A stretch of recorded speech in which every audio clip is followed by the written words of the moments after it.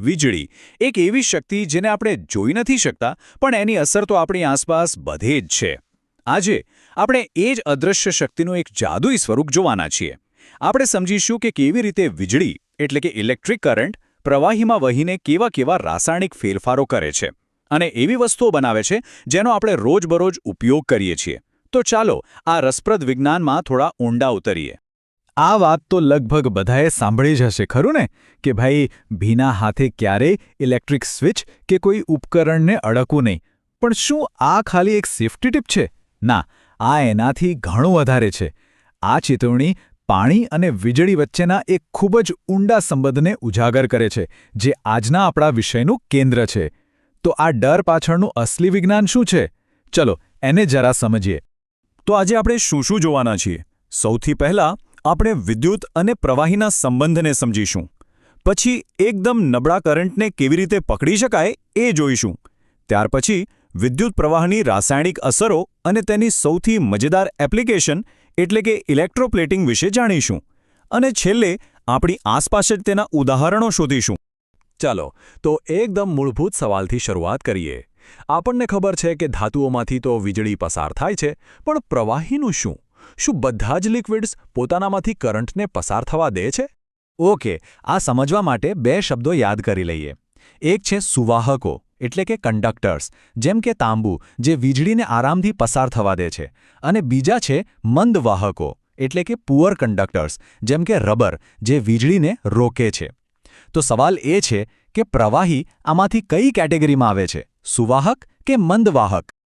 વેલ, કોઈ પ્રવાહી current pass કરે છે કે નહીં એ ચેક કરવું હોય તો એના માટે એક સિમ્પલ ડિવાઇસ આવે છે, જેને ટેસ્ટર કહેવાય. સીધો હિસાબ છે. જો લિક્વિડમાંથી કરંટ પસાર થાય તો ટેસ્ટરની સર્કિટ પૂરી થાય અને બલ્બ ચાલુ થાય, અને જો ન થાય તો બલ્બ બંધ રહે.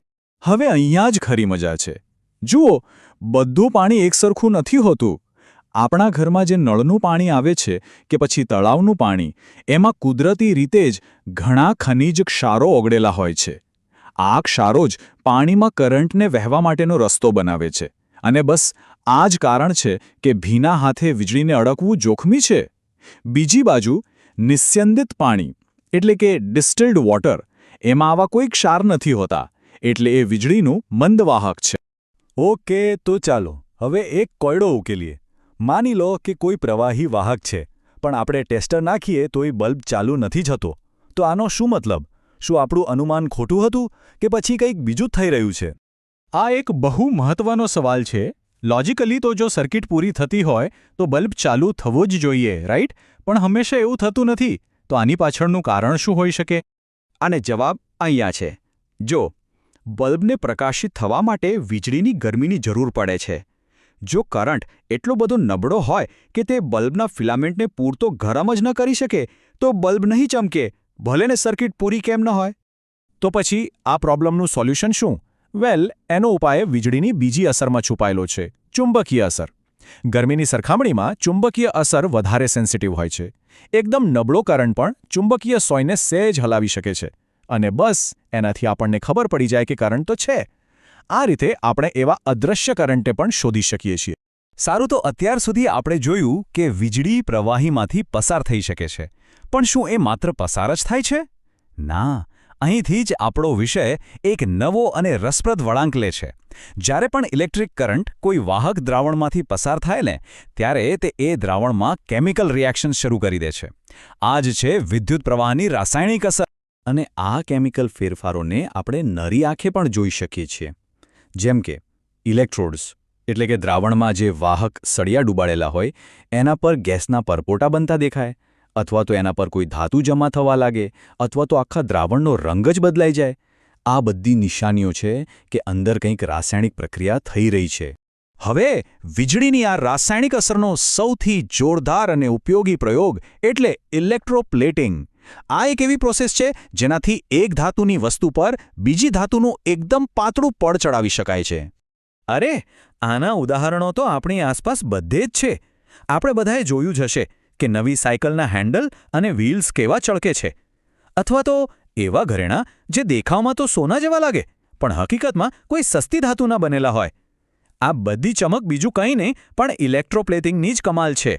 તો આ જાદુ થાય છે કેવી રીતે? ચાલો સમજીએ.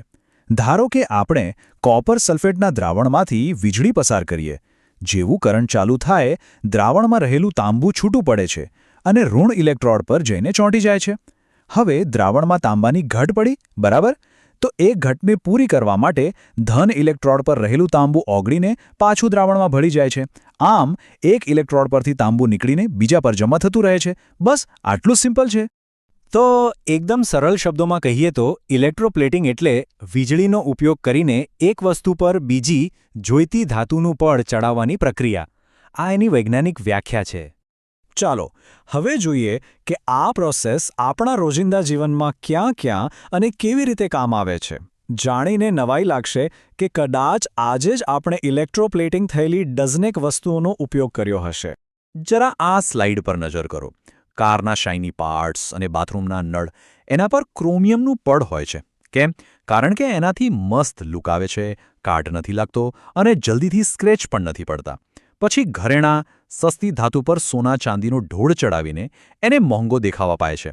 આપણે જે ફૂડ કેન વાપરીએ છીએ એ લોખંડના ડબ્બા પર ટીનનું પડ ચડાવેલું હોય છે, જેથી ખોરાક સુરક્ષિત રહે.